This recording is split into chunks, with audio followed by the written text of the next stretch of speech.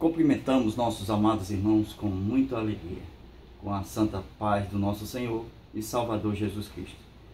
Chegamos na lição de número 6, da qual nós vamos tratar paciência, evitando as dissensões. A nossa leitura bíblica em classe se encontra em Tiago, capítulo 5, versículo de 7 até o versículo 11.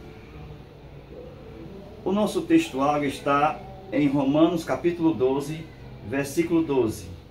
Alegrai-vos na esperança, sede pacientes na tribulação. Verdade prática. A paciência como fruto do Espírito é um antídoto contra a ansiedade e as dissensões. Hoje nós vamos estudar sobre a paciência. Paciência que é um fruto do Espírito, que todo cristão deve cultivar, o fruto do Espírito, e hoje nós vamos estudar um desses frutos, que é a paciência. Nós vamos ver que a paciência, ela é, de acordo com 2 Pedro, capítulo de número 1, versículo de número 5 ao 7, ela está entre as virtudes que o cristão deve ter, unir as virtudes juntamente com a paciência. Então a paciência, ela encontra-se aqui no texto de Pedro, segunda Epístola Universal de Pedro, capítulo de número 2, versículo de número 5 ao 7. Por esta razão, pondo nisto toda diligência, associai a vossa fé à virtude. A virtude acrescentai o conhecimento, e ao conhecimento domínio de si mesmo, e ao domínio de si mesmo paciência, e a paciência a piedade, e a piedade o afeto de irmãos, e o afeto de irmãos o amor. Então nós vamos estudar um pouquinho sobre o que Pedro fala na sua segunda epístola, quando ele trata sobre a paciência. Então a paciência, ela está em 2 Pedro, que vai falar sobre capítulo 1, versículo de 5 ao 7. Paciência, ela é uma qualidade que ela está entre 8 qualidades que Pedro vai mencioná-la, certo? Pedro vai mencioná-la exatamente aqui, nessa quinta qualidade, a paciência. Só que, quando Pedro vai tratar sobre a paciência, ele fala sobre outras qualidades, que é adicionada uma à outra. Nós vemos que a primeira é a fé, que é adicionada ao poder. Poder, que é a mesma virtude, é adicionada ao conhecimento. Conhecimento é adicionado ao domínio próprio. Domínio próprio é adicionado à paciência. A paciência, ela tem que ser adicionada exatamente à piedade. Piedade, ela é adicionada ao amor. E o amor é adicionado à caridade.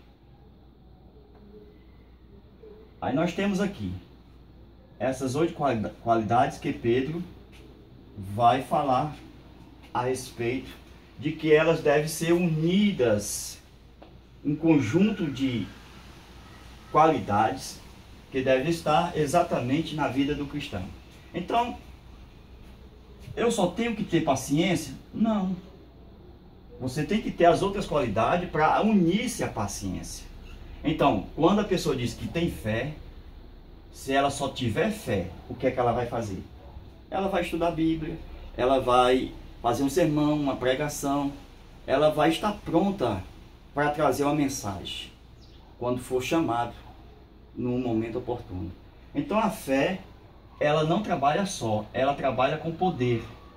Porque o poder, juntamente com a fé, a pessoa, quando for chamada, ela está apta para orar pelos enfermos, para que Jesus cure, haja milagres e haja prodígios e maravilhas. Então a fé tem que estar unida, associada. Por isso que Pedro diz: associai a vossa fé ao poder.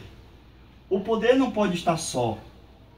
Nós temos que associar ao conhecimento, porque o poder sozinho, ele vai gostar só do reteté, do remifai, do andarévia. Essas pessoas que só vivem no movimento pentecostal, pulando, gritando, sem nenhum conhecimento da palavra. Os que só quer o poder e não quer unir ao conhecimento, que Pedro fala das virtudes, eles não gostam de escola bíblica dominical, não vão aos cultos de doutrina, eles não gostam do ensinamento da palavra. Eu não sei como é que eles sobrevivem, porque o negócio dele é cai, é só poder. Então, segundo Pedro, capítulo 1, versículos 5 ao 7, tem que associar o poder ao conhecimento, porque o conhecimento vai fazer com que esse poder não gere exatamente escândalo. Então, o conhecimento com o poder, ele vai ficar um par perfeito para não gerar escândalo. Então, a pessoa pode ter poder, pode gostar do reteté, não tem nenhum problema, mas com conhecimento.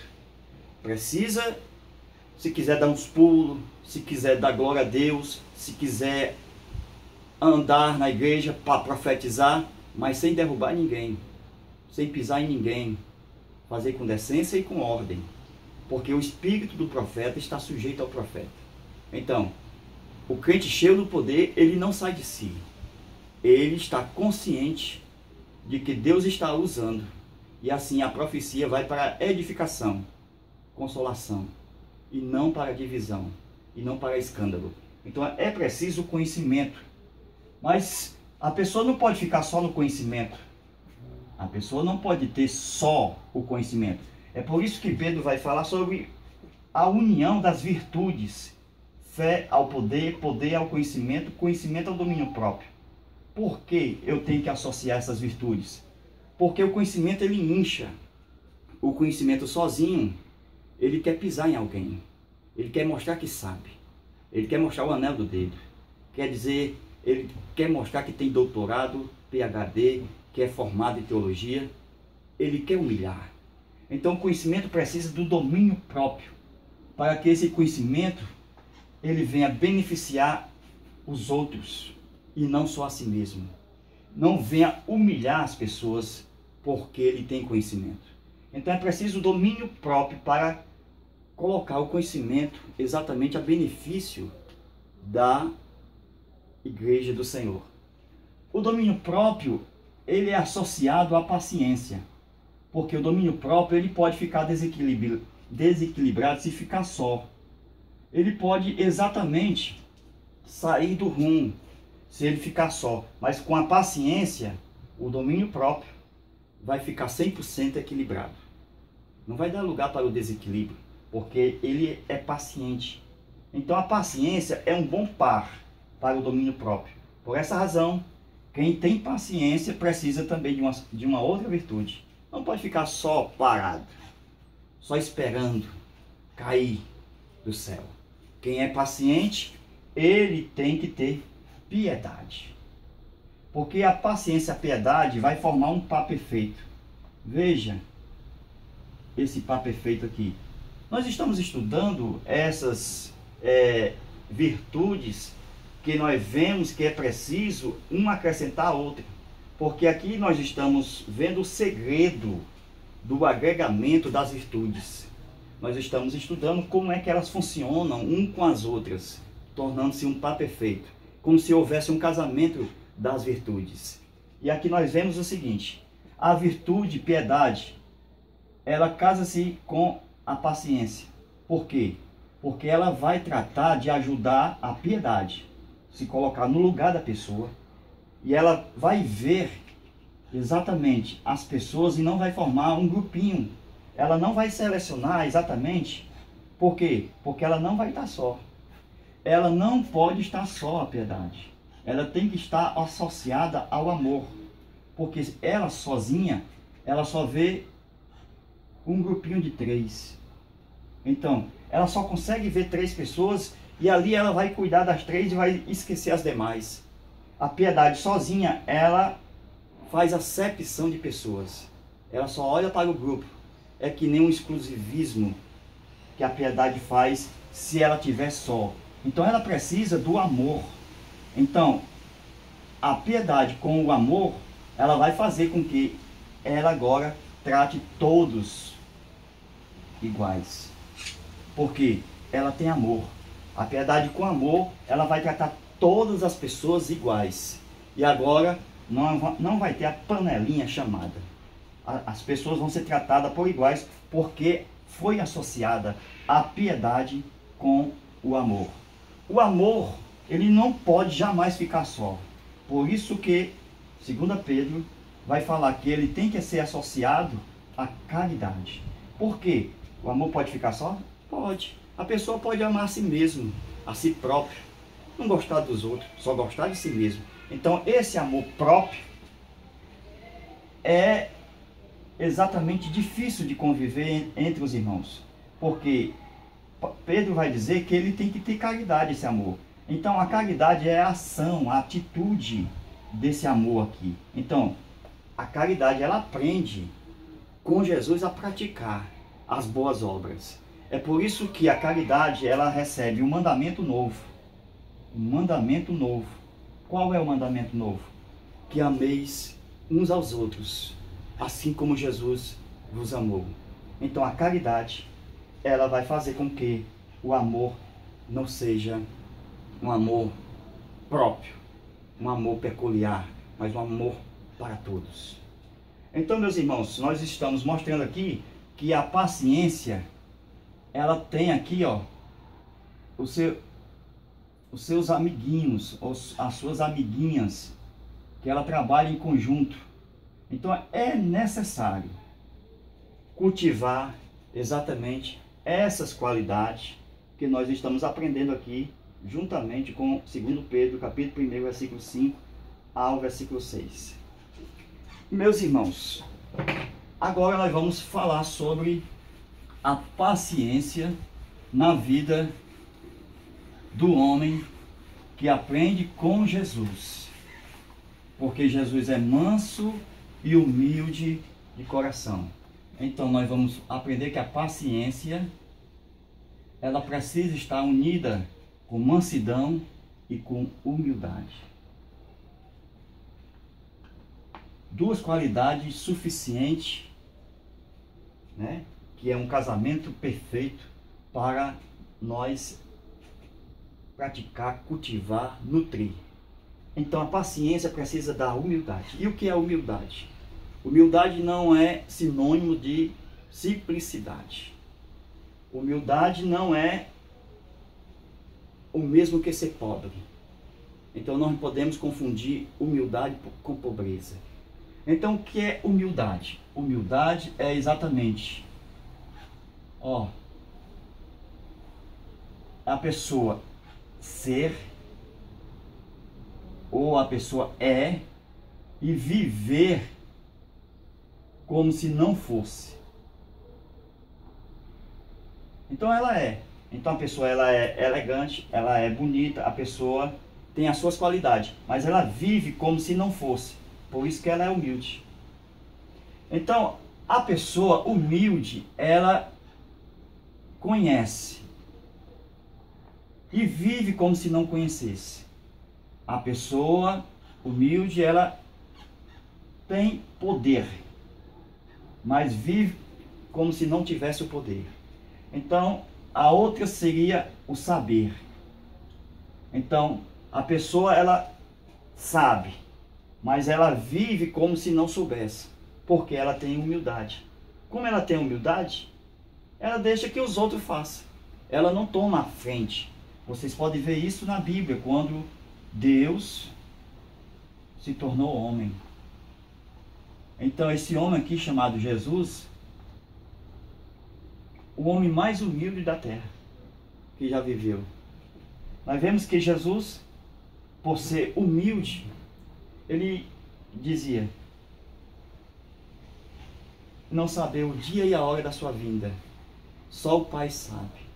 Mas ele sabia. Mas por causa da humildade, que ele se tornou homem, sendo Deus, ele humilde agora deixou que o Pai ficasse exatamente no conhecimento de saber o dia da sua vinda. Ele não quis saber. Na verdade, ele deixou com o Pai o conhecimento, que é o atributo da onisciência.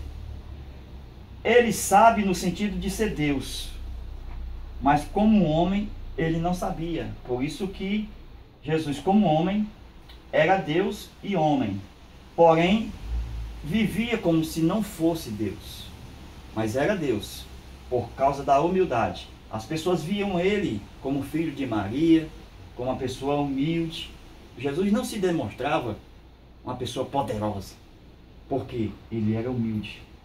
Quando ele fazia as obras, ele mesmo dizia, ele não podia fazer as obras? Podia. Ele não é Deus, não tem poder, mas vivia como se não tivesse poder. Ele disse, lá em João, o filho não pode fazer nada se não vir o pai fazer primeiro. Isso é humildade. Quer dizer que o filho só faz se vê o pai fazer primeiro. Veja a humildade. Essa humildade, meus amados, ela entrou exatamente aqui quando Jesus tornou homem. E o contrato lá na eternidade, quando ele nascesse na terra, o pai disse, tu serás meu filho e eu te serei por pai. Então Jesus seria um homem humilde na terra, para que através da qualidade e humildade ele pudesse chegar no destino da vitória. Porque o pai, em Hebreus, no capítulo 12, ele vai falar que há uma carreira e que deve ser corrida com paciência. Então, essa carreira tem que ser corrida com paciência. Por quê? Porque tem que levar a cruz, tem que dizer não exatamente às afrontas, tem que conseguir chegar ao fim. Paulo sabia muito disso porque ele vai falar sobre essa carreira que Cristo andou. Paulo também trilhou a mesma carreira, porque ele disse, combati o bom combate, acabei a carreira, guardei a fé. Todo cristão tem uma carreira. Quando aceita Cristo, tem um fim da carreira. Dois filhos de Zebedeu, que a sua mãe chegou para Jesus e disse, Senhor, faz com que um sente à direita e outro sente à esquerda. Jesus sabia que era necessário a carreira. Meus irmãos, não pode exatamente sentar no trono sem ter a carreira. Tem que andar com Jesus. Tem que andar nos passos do Mestre. Se os filhos tinham que sentar uma à direita ou outra à esquerda, segundo o pedido da sua mãe, Jesus não negou esse pedido. Ele disse o seguinte, se ele andar a carreira, chegar no fim, ele se assenta comigo. Eu ainda dou uma coisa melhor. Não dou nem o da direita e nem o da esquerda. Eu dou o meu trono. Veja que Jesus, Apocalipse 13:21, garantiu para o fim da carreira. Ele mostra exatamente aqui, ó, que para ter exatamente a carreira conquistada e a glorificação nos céus, Jesus falou que essa carreira tem um cálice. Essa carreira tem um batismo. Então tem que andar esses passos. Cálice fala do sofrimento, fala sobre morte. Batismo fala sobre também morte. Batismo é sepultamento. Então, as pessoas que querem chegar no fim da carreira têm que passar o que Jesus passou. Não negar o seu nome, andar como ele andou, sofrer por causa do seu nome, até o fim da carreira. Por isso que ele garantiu para quem vencesse, receber as coroas da justiça, da glória, da vida, a coroa de gozo. Por quê? Porque tem que vencer a carreira. Então, nós temos lá no céu, hoje, ó, dois tronos. O do Filho e o do Pai. Esse é a direita do Pai. O trono que está à direita do Pai esse trono aqui, imagine aí, a mulher pedindo que um ficasse à direita de Jesus e outro à esquerda. À direita está o Pai, e à esquerda não tem ninguém. Mas Jesus disse, eu não dou nem a direita nem a esquerda, porque a direita é do meu Pai, e a esquerda eu não quero ninguém da minha esquerda. Eu vou dar o meu trono, porque eu vou sair do meu trono, porque no final eu vou sentar no trono do meu Pai, conforme Salmo, versículo 110, versículo 1. Então, a promessa é que o Filho assentasse à sua direita até que os inimigos fossem eliminados. Então, o Filho vai para o trono do Pai e o trono fica vazio para aquele que cumprir a carreira. Então, no final da carreira, o vencedor recebe a promessa de Jesus, que está em Apocalipse 3, 21. Mas precisa correr com paciência, com perseverança, com longanimidade. É um ânimo que é até o fim. Não é um ânimo que ele para no meio da carreira, que ele estaciona aqui. Não, ele tem que ir até aqui. É um ânimo longo. Então corra com paciência, seja longânimo a carreira que ele está proposta. Então, meus amados irmãos, veja que Jesus, ele garante a vitória, mas para isso é preciso a paciência, a humildade, a mansidão. Olha, meus irmãos, um rato, ele queria ser amigo de um leão, mas pelejou muito esse rato para ser amigo de um leão. Muito paciente. Leão, deixa ser seu amigo, deixa ser seu amigo. E o leão, sai daqui, rato, eu não gosto de rato. Você é um rato, eu sou um leão, eu vou lhe matar. E o rato só querendo ser amigo do leão. No final da história, os caçadores chegam, prendem o leão, amarram o leão com as cordas e levam o leão preso. Mas aquele rato é tão insistente, persistente, que ele consegue subir e ir com o leão. E ele chega lá perto do leão amarrado e disse, deixa ser seu amigo, eu quero ser seu amigo. O leão disse, saia daqui, eu não já disse que eu não quero amizade com você? O rato disse, mas eu quero ser seu amigo. E o leão, vendo aquela situação, todo amarrado, ele disse, já que você quer ser meu amigo, o que é que você pode fazer por mim? Ele disse, eu posso roer essas cordas. Lição da história. Vamos nutrir o nosso amor. Tenhamos paciência em amar as pessoas. As pessoas, elas precisam de nós, mas muitas das vezes não querem a nossa amizade, não querem que a gente o ajude. Mas vamos com paciência procurar a amizade dessas pessoas, para poder tirar as cordas emocionais da prisão de Satanás. Então, vamos ser amigos das pessoas. O Evangelho é isso, o Evangelho da paz, da felicidade. Mas com isso é preciso ter paciência. E essa paciência, meus irmãos, ela é importante. Mas é importante mesmo, porque Jesus, ele quando vai falar da paciência, quando vê lá no capítulo 20 e 21 do Evangelho de João, nós vemos um episódio que Jesus, ele morre, é ressuscitado, vem a notícia, Jesus vai se encontrar com Pedro. Olha aí, meus irmãos. Irmãos, é muita paciência de Jesus para tentar procurar levar Pedro para o reino de Deus. Nós sabemos que Pedro foi uma pessoa com uma característica durante a sua vida muito negativa. Pedro, ele conseguiu vencer a carreira apanhando e aprendendo. Aprendendo e apanhando. Ele foi uma pessoa diferente de João. João é o apóstolo do amor. E Pedro, ele não amava que nem João. Por isso que havia uma rixa entre Pedro e João. Porque Jesus perguntou para Pedro, tu me ama mais do que estes? E estes aqui estava incluído João. João estava no meio dos estes. E aqui é uma pedra no sapato de Pedro. Por quê? Porque Pedro não amava João, Pedro não amava o mestre como deveria amar. Tinha uma rixa desde quando ele estava nos seus barcos, quando Jesus chamou uns de companhias diferentes.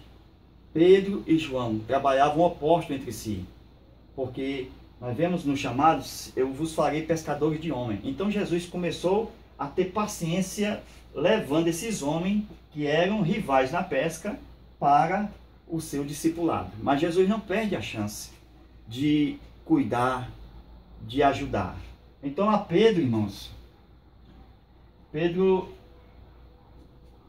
na sua trajetória, na sua caminhada, teve altos e baixos, mas Jesus amava muito a Pedro, mas amava demais, porque Jesus lutou até contra Satanás pela alma de Pedro, porque Pedro estava sendo alvo de Satanás. Satanás queria Pedro, queria levar Pedro para o inferno. E Jesus entrou na briga dizendo: Pedro, eu roguei a meu Pai para te segurar pelas mãos, porque Satanás quer se andar, quer te levar, mas eu já roguei a meu Pai. Então, irmãos, veja o amor de Jesus pacientemente para a salvação de Pedro. Então Pedro era uma pessoa que precisava dos cuidados de Jesus. E Jesus sabia que Pedro agora não amava 100%. Ele precisava de um caminho, de uma trajetória, que ele ia amar 100%. Isso aconteceu quando Jesus vai encontrar-se com ele depois da ressurreição dos mortos. Veja a paciência de Jesus. Jesus, ele chega para Pedro porque Pedro havia negado o Senhor antes dele morrer, né? Antes que o galo cante, me negarás 3 vezes. Então, nós vemos que Jesus, após a ressurreição, chegou para Pedro 3 vezes e perguntou. O Senhor Jesus perguntou a Pedro: Pedro, tu me amas? Tu me amas? Tu me amas? A nossa Bíblia, irmãos, ela deixa a desejar no quesito da explicação do sentimento quando Pedro disse: eu te amo. Porque a nossa Bíblia vai traduzir só por amor. E lá no original, que é a revelação clara para nós compreendermos os sentimentos daquela situação, quando Jesus perguntou: tu me amas? Ele disse: eu te amo. A gente pensa que estava tudo bem, Pedro ama Jesus agora. Mas veja que na Bíblia nós temos 3 tipos de amor. Nós temos o amor do Espírito, que é o ágape. Primeiro, temos o amor da alma, que é o filia. E temos o amor, que é o terceiro, do corpo, que é o amor eros. Quando uma jovem conhece um rapaz, ela procura conhecer, na verdade, primeiramente nesse amor, porque eles são irmãos e servem a Deus. O amor de Deus tem que estar brotado no coração deles. Então eles dizem o seguinte: vamos orar primeiro. Então o amor ágape, oração. Vamos procurar Deus e saber da resposta.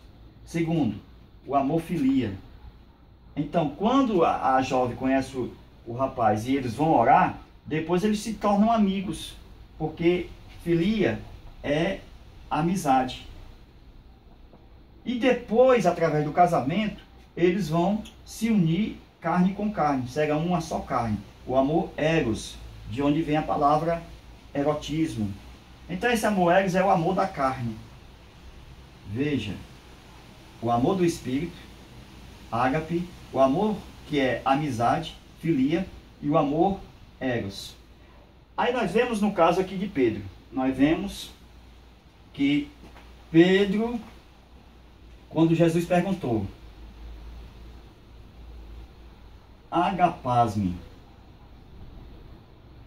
Pedro respondeu: tu sabe que eu filoceia. A minha tradução, ela traz a tradução, traduzindo filoceia pelo sentido correto, que é eu tenho um afeto por ti. eu gosto do Senhor, eu sou seu amigo, você é meu amigo. Então, aqui trata-se de amizade. Quando Pedro disse, eu te amo, Senhor, ele estava dizendo, eu sou teu amigo, você é meu amigo. Se fosse Pedro, ou seja, se fosse João, João dizia, agapaz-me, eu te amo, Senhor, com um amor incondicional. Veja que fosse João, que é o apóstolo do amor, ele dizia agapaz-me. Porém, era Pedro. Pedro disse filocê, que vem da filia. O termo filia vem de filo, né? Teófilo. Filia, a palavra original, aí nós temos aqui Teófilo. Teo, Deus, filo, amigo. Então, Teófilo, amigo de Deus. Então, veja que a palavra refere-se à amizade. Então, Pedro estava dizendo, nós somos amigos. Isso no original. Essa aqui é a verdade dos fatos, irmãos. Não adianta fazer invenção que não existe isso na Bíblia, que Pedro amava Jesus com amor incondicional. Porque lá não tem exatamente o ágape. Aparece o termo filia. Quando Jesus pergunta a segunda vez, agapaz-me, ele novamente, filocê. Por quê? Porque ele não amava Jesus incondicional. Então ele era sincero. Ele disse, eu gosto do Senhor. Jesus, quando viu que ele apenas gostava, Jesus disse, então quer dizer que você gosta de mim, files-me, que quer dizer, gosta de mim? Aí ele disse, filocê, eu gosto do Senhor. Mas mesmo assim, irmãos, Pedro não amando incondicionalmente. Veja a paciência de Jesus. Mesmo que você não me ame, como eu gostaria que você me amasse, mesmo assim, eu aposto em você.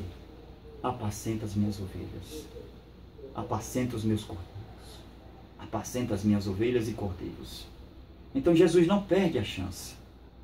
Ele pega Pedro, coloca na obra, porque sabe, no caminhar da vida de Pedro, vai chegar um momento que Pedro vai amar assim como Jesus quer, com o amor ágape, o amor que João tinha por Jesus.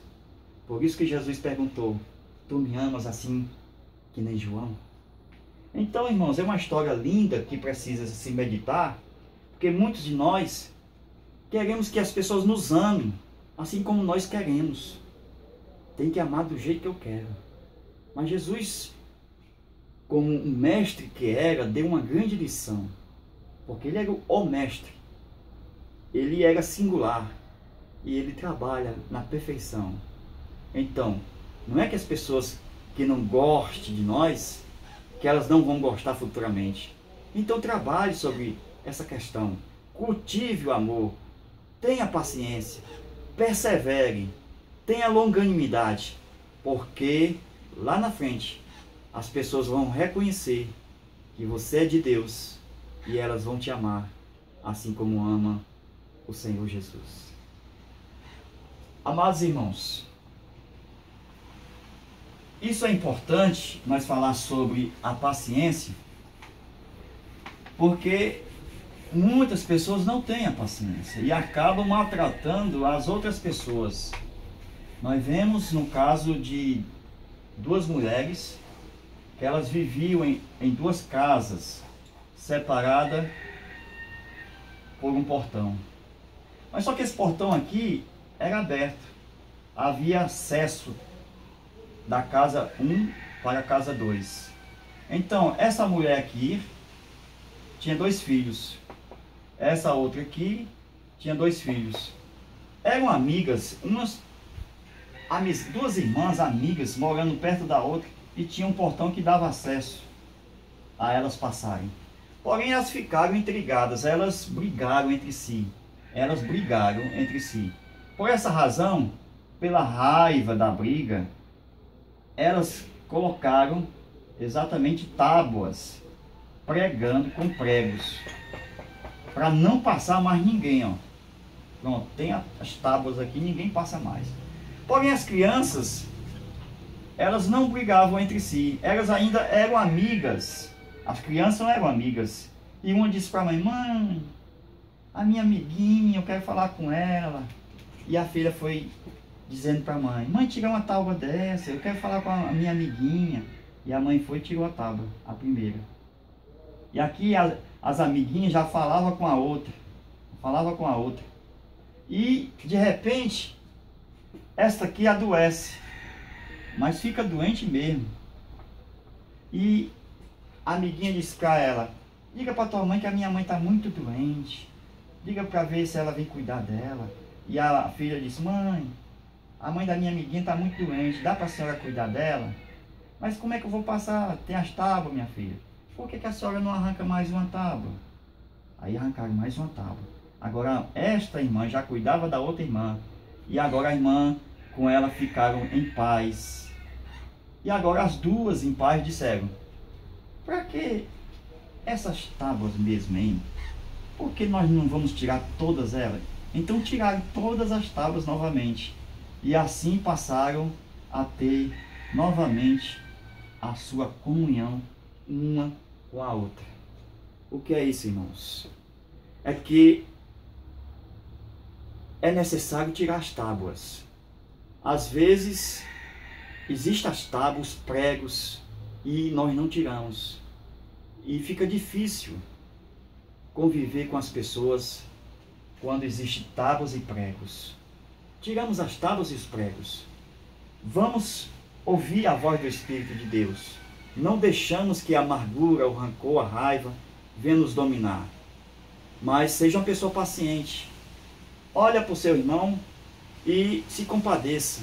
Tenha piedade. Ajude. Tenha longanimidade. Porque Deus vai trabalhar nesse negócio. Meus amados irmãos, estamos estudando sobre a paciência. Estamos chegando no final da nossa aula. Pedimos que você estude bastante esse assunto, porque é um assunto que deve ser estudado. Porque paciência, muitos vão falar sobre paciência, mas vai sempre repetir as mesmas coisas, porque não procura se aprofundar. E nós encerramos agora com a paciência de Deus. Então, Deus é muito paciente, mas muito. Ele dá um show de paciência. Então, Deus, como exemplos para nós, ele é difícil se irar. Então, ele é longânimo. A ira de Deus está lá na frente. Então, olha a paciência aqui, ó. Paciência de Deus. Está exatamente nesse período aqui, ó, gigantesco. Então Deus é muito paciente. Deus teve paciência com Lúcifer. Deus teve paciência com o exército de Faraó.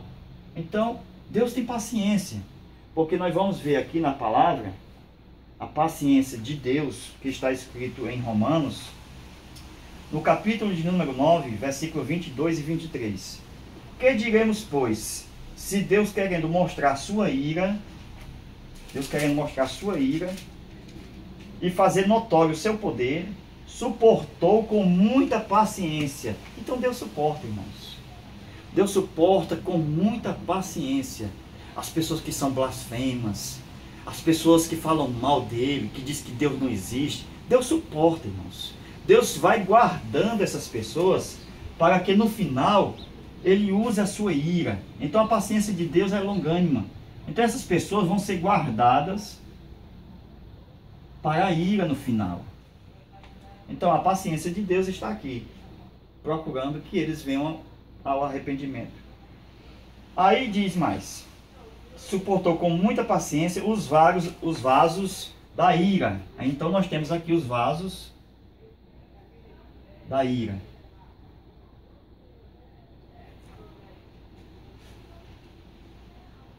Condenados para a destruição, para fazer notórias as riquezas da sua glória, para com os vasos da misericórdia, que ele preparou de antemão para neles mostrar a sua glória.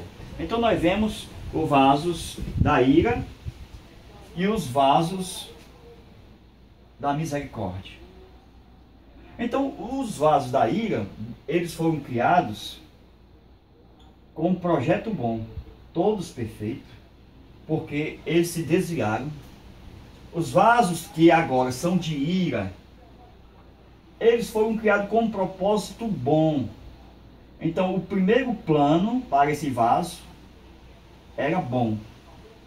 Porém, o vaso se vendeu ao pecado, se corrompeu, se desviou. O vaso agora está contra os líderes, o vaso está contra a palavra, é blasfemo. Aí esse vaso agora não presta mais. Por essa razão, do conhecimento que Deus tem que o vaso não presta mais para ser salvo, ele entra no plano B. Qual é esse plano? É o plano ruim, que é o da ira de Deus. Então, esses vasos que deixam de servir a Deus, que Deus tinha um plano bom para eles, e eles não querem, não aceitam, por exemplo, Faraó e o seu exército. Deus deu 10 oportunidades, irmãos, para eles se arrependerem. Deus queria salvar todo o exército, o Faraó, todos os homens. Porém, eles se corromperam. E o vaso que era para um propósito bom, agora está num propósito ruim. Eles são alvos da ira de Deus. Por isso que Deus o matou exatamente no Mar Vermelho. Porque se tornaram vasos da ira. Então Deus vai tendo paciência até o seu limite. Quando Deus vê que a pessoa não quer mais, rejeita totalmente, Deus já tem uma ira reservada para eles. Mas tem os vasos da misericórdia, que são diferentes dos vasos que eram perfeitos, bons. Aí tem os vasos que saíram imperfeitos, saíram com as alças quebradas. Esse aqui está com as alças inteiras, perfeito, é o de ouro. Esse aqui foi feito de madeira. Ele não está perfeito porque está com a alça quebrada. Então Deus pegou esse vaso, já que ele não servia para ser usado, ele guardou esse vaso. Deixou lá. Por quê? Porque quando o vaso bom se corrompe e desiste de servir a Deus, ele vai ser destruído. Então qual é os vasos que Deus vai usar? São os vasos da misericórdia. Que vasos são esses? De madeira. Vaso de madeira, misericórdia. Por isso mesmo, vasos da misericórdia, porque são de madeira. Porque o que vai importar não é a matéria-prima do vaso. O que vai importar é o que está dentro do vaso. É isso que vai importar. O elemento que vai importar é o que está dentro do vaso. Então, sejamos cheios do Espírito Santo, porque nós somos os vasos da misericórdia, que ele nos chamou também de vasos de honra. Então, diferente dos vasos que transformaram em desonra. Então, esses vasos aqui para desonra são os vasos ruins que não quiseram ficar aos pés da cruz.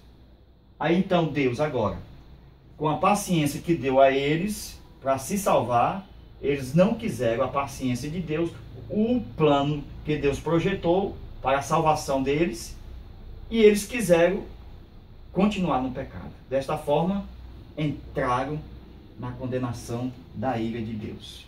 Mas os vasos estavam lá com defeito. Eu, você, todos os vasos que servem a Deus hoje são os vasos da misericórdia. Nós tínhamos e temos os defeitos, mas Deus teve misericórdia de nós, nos encheu do seu Espírito Santo. E agora não importa se o vaso é de madeira, ou até mesmo se tem algum vaso de ouro. O que importa é que ele não se quebre, não se suje. Porque os vasos de ouro pode ser considerado alguns daqueles que são ricos, que querem seguir a Deus, mas que estão nos motéis, que estão nas baladas. Então eles se sujam com o pecado. Esses vasos aí passam agora a ser de ira. Porque, embora o material seja de ouro, ele agora é para desonra. Não adianta um vaso sanitário ser de ouro, se lá vai estar fezes. Não adianta. O que adianta é que o vaso esteja na prateleira da sua cozinha para ser usado para um bom negócio. Deus abençoe, amados irmãos. Fica com Deus. Amém.